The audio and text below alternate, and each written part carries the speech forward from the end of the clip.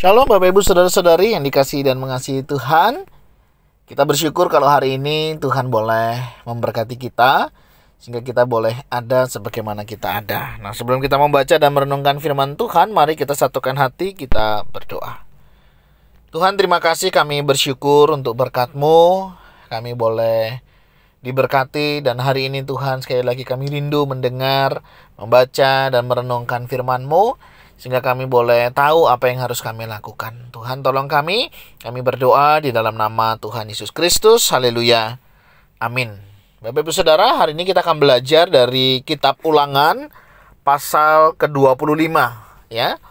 Saya akan membacakan satu ayat dari pasal 25 ini, yaitu di ayatnya yang ke-16. Sebab setiap orang yang melakukan hal yang demikian, setiap orang yang berbuat curang adalah kekejian bagi Tuhan Allahmu. Amin. Demikianlah firman Tuhan, mari kita merenungkannya. Bapak Ibu Saudara yang dikasihi dan mengasihi Tuhan, berbicara tentang hukum atau hukuman, tentunya ini bukan lagi sesuatu yang asing bagi kita. Karena sesuatu yang umum dan wajar ketika seseorang itu melakukan sebuah kesalahan dan ketika mereka harus menerima konsekuensinya, ya. Tentunya ini menjadi sebuah pembelajaran bagi kita ke depan supaya menjadi lebih baik. Nah, Bapak Ibu Saudara, kenapa sih Tuhan itu kok memberikan hukum, ya, atau peraturan? Tentunya untuk menjadikan, ya, sesuatu itu menjadi lebih baik. Seperti misalnya bangsa Israel diberikan hukum, ya, supaya mereka mentaati hukum itu, mereka tidak melanggar. Artinya Tuhan sudah memberikan pertimbangan-pertimbangan ketika mereka melakukannya.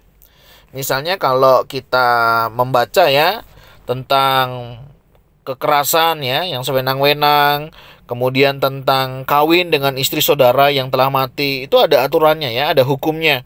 Kemudian larangan berbuat biadab, kemudian sukatan dan timbangan yang benar, kemudian kejahatan-kejahatan yang ada. Bapak Ibu bisa bayangkan, seandainya itu tidak ada aturan, wah, betapa luar biasanya, ya, kehidupan dunia akan terjadi. Nggak usah jauh-jauh lah, misalnya kita setiap hari melewati jalur lalu lintas. Seandainya, ya, begitu padatnya perjalanan tanpa ada yang mengatur, misalnya Pak Polisi yang mengatur, atau rambu-rambu yang ada di jalan misalnya, wah, itu pasti akan menjadi perjalanan yang tidak menyenangkan. Misalnya kalau saya mau ke gereja itu, ya, paling tidak melewati hampir 10 traffic light, ya, ada 10 lampu merah yang harus saya lewati.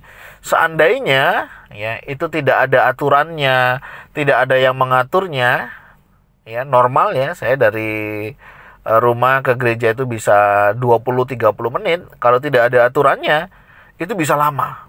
Begitu, saya pernah antar anak sekolah pagi-pagi begitu, tidak ada yang mengatur begitu, ya, di jalan.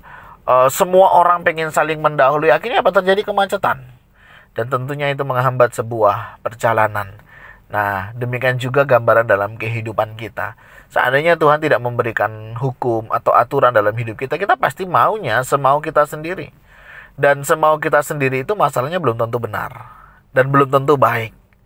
Ya, karena semua orang bisa beranggapan, ya, apa yang saya lakukan sesuatu yang baik dan benar, walaupun belum tentu. Oleh sebab itu, peraturan atau hukum itu penting untuk diberlakukan atau ditegakkan.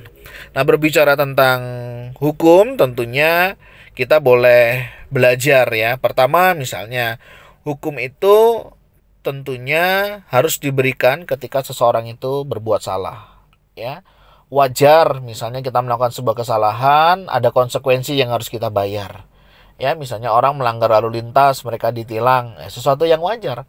Jangan kita bilang, polisi ini cari-cari. Enggak, itu memang sudah konsekuensi, harga yang harus kita bayar, ya. Namanya kita melanggar hukum, ya. Kita harus siap, ya, ketika kita berbuat salah kita harus menerima hal itu. Dan ini adalah sebuah ketegasan dalam kebenaran, dan ini penting. Misalnya dalam keluarga, kita tahu ada yang salah, kan nggak mungkin kita diam. Kita pasti akan ngomong, kita akan pasti menyampaikan, menyuarakan kebenaran itu dengan harapan apa? Supaya misalnya pasangan kita atau anak-anak kita tidak mengulangi kesalahan yang sama. Nah, ini penting ya.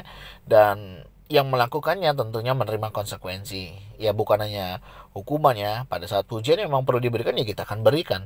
Tetapi tidak berarti ketika salah kita membiarkan begitu saja.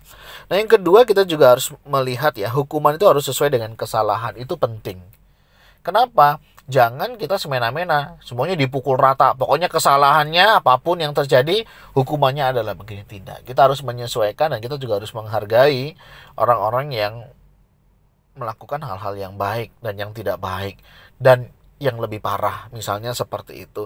Dan tentunya ini akan menolong ya, menjadi lebih baik. Sehingga orang menyadari kesalahannya. Kalau bayangkan kalau semuanya dipukul rata, wah aku tidak melakukan kok. Itu akan menjadi sesuatu yang berat. Dan akan menjadi sesuatu yang ringan bagi mereka yang melakukannya. Besok dia akan mengulang lagi. Itu contohnya ya. Jadi dalam memberikan hukuman harus sesuai dengan kesalahannya. Ya, jangan pukul rata atau berdasarkan asumsi penilaian diri kita. Nah, yang ketiga, hukuman itu tidak boleh berlebihan.